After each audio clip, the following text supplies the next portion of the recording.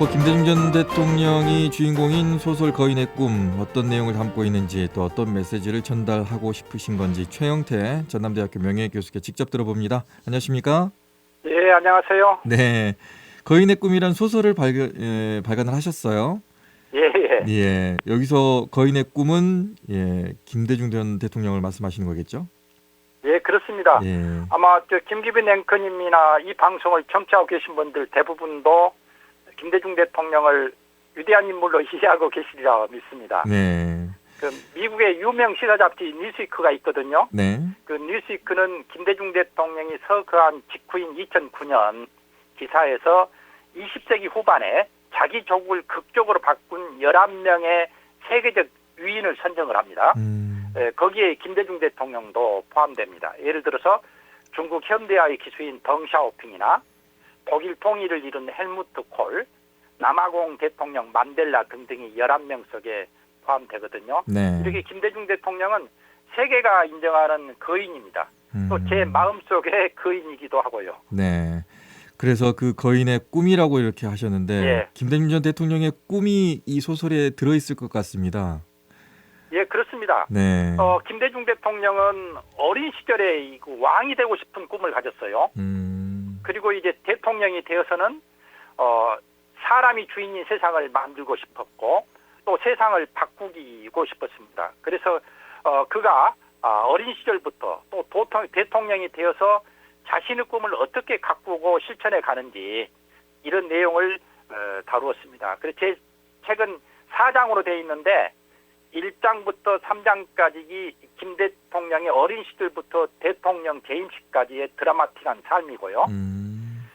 제 4부는 이제 그분의 가장 큰 꿈, 그러면서 또 못다 이룬 꿈인 통일 문제를 다루었습니다. 네. 그래서 이 소설에서는 김 대통령이 제시했던 3단계 통일 중 1단계 통일인 남북연합을 이룬다는 내용으로 되어 있습니다.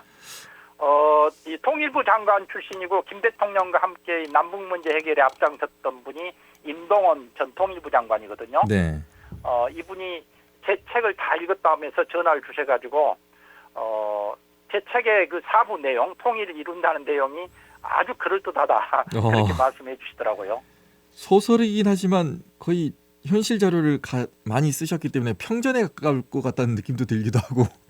예, 그렇습니다. 네. 김대중 대통령의 파란만장한 삶, 드라마틱한 삶 그 자체가 일종의 소설이라고도 할 수가 있거든요. 삶 자체가. 그래서 제 소설의 1, 3부는 비록 소설이지만 거의 대부분 내용이 실제로 있었던 내용들입니다. 네. 그래 이효 여사와의 아름다운 동행이라든가 박정희, 김영삼, 김종필, 정주영, 김정일 등 현대사의 주요 인물들을 다양한 방식으로 등장시켜서 김대중 대통령과 얽히고 설킨 이야기들을 이제 풀어나가는 거거든요. 그래서 독자들이 책을 읽으면서 어떤 부분에서는 이게 사실인가 아니면 픽션인가 이렇게 궁금해하실 대목들이 많이 나올 겁니다. 네. 그래서 그런 것을 염두에 둬서 이 각주를 달아가지고 이 책의 내용의 출처를 전부 밝혔습니다. 그래서 소설이면서도 한국 현대사 책이라고 네. 이렇게 말해도 과언이 아닐 것입니다. 저는 정말 놀라운 게 김대중 전 대통령께서는 미래를 보는 어떤 눈이 있었던 것 같아요. 과거에도 예. 어떻게 미래가 변할 것이고 사회가 어떻게 변할 것인가에 대해서 예측을 하셨는데 그게 거의 들어맞은 것 같은 느낌이거든요. 그렇습니다. 그분이 이제 우리나라의 큰 과제인 먹고 사는 문제, 민주주의 공고화, 남북 분단 극복 이런 부분들을 위해서 평생을 바쳤잖아요. 네. 그런데 이분은 대통령이 돼서 많은 것들을 이루었어요. 예를 들어서 민주화와 수평적 정권 개최를 통해서 민주주의를 발전시켰고 또 IT 산업 육성을 통해서 정보 강국을 만들었고 그래서 우리나라가 선진국가에 진입한 결정적 계기가 그 IT 산업 육성이었잖아요. 네. 그 1등 공신이 김대중 대통령이라고 할 수가 있겠습니다. 네. 그래서 노무현 대통령은 대통령 재임 중 그의 참모들에게 자주 이런 말을 했다고 그래요. 김대중이란 인물은 우리 역사에서 100년에 한 번 나올까 말까 하는 위대한 인물이다. 근데 저도 거기에 전적으로 동의하고 있습니다. 네. 그분은 자기가 생각했던 꿈을 대통령이 돼서 많이 이루었다고 볼 수가 있죠. 네. 지금의 문화로 먹고 사는 세상도 생각을 하셨던 것 같고 여러 가지로 미래를 내다보는 능력이 또 해안이 있으셨던 것 같습니다. 그 중에 하나는 예. 또 남북 관계에 대해서 나름대로의 그 노선을 가지고 계셨는데 지금은 너무나 대결적으로 가고 걱정이 될 정도입니다. 어떻게 보십니까? 예. 그렇습니다. 지금 안타까운 일이죠. 보면은 지금 남북 관계가 뭐 전쟁을 얘기하고 전쟁을 걱정할 그런 수준까지 나빠졌잖아요. 네. 근데 이제 저는 소설의 제4부가 픽션이긴 하지만은 네. 김대중 대통령이 이제 이 남북 관계와 관련해 3단계 통일령 1단계 남북 연합 단계를 이룬다라는 내용으로 돼 있는데 그래서 이 소설에서는 남북이 정주영 회장과 함께 경제 협력을 통해서 경제 통일을 이루어가는 과정 그리고 남한 사람들이 백두산이나 개마고원 관광 등을 자유롭게 다니는 내용 이런 내용들을 담고 있거든요. 네. 그래서 소설의 마지막 부분은 김대중 대통령이 이제 퇴임해서 북한 땅에서 한 달 살기를 하는 거. 그래서 북한 곳곳을 여행하면서 자기가 이루었던 남북연합의 어떤 현장 모습을 살피는 것으로 되어 있습니다. 네.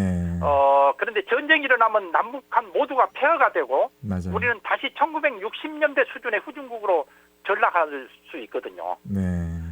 그런데 왜 김대중 대통령이 제시한 남북 화해와 공존, 통일의 길을 놔두고 이렇게 전쟁 놀이를 하려고 하는지 정말 안타깝죠 보면은. 네.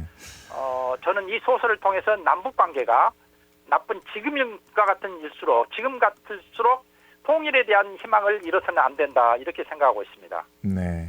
제가 이 소설을 쓴 이유 중 하나도 김대중 대통령의 목소리를 통해 통일과 평화에 대한 희망의 메시지를 전달하고 싶어서였습니다. 네.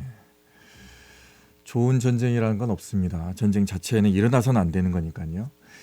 예. 30초 정도 남았는데 지금의 남북 관계라든가 지금의 정치 상황을 보면서 김대중 대통령께서 살아계셨다면 어떤 얘기를 해주셨을까요? 짧게 말씀하신다면. 김대중 대통령은 우리나라는 이 삼국 통일 이후 1000년 이상 동안 항상 하나 국가로 살았다고 얘기하고 있거든요.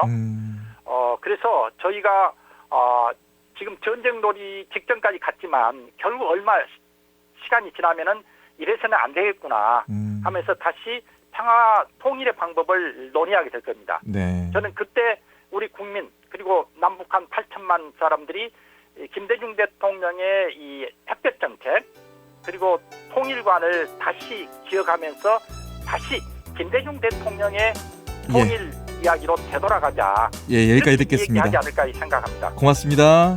예. 네, 지금까지 김규빈이었습니다. 언제 어디서나 내 손 안의 뉴스. 광주 MBC 뉴스 유튜브 구독으로 함께하세요.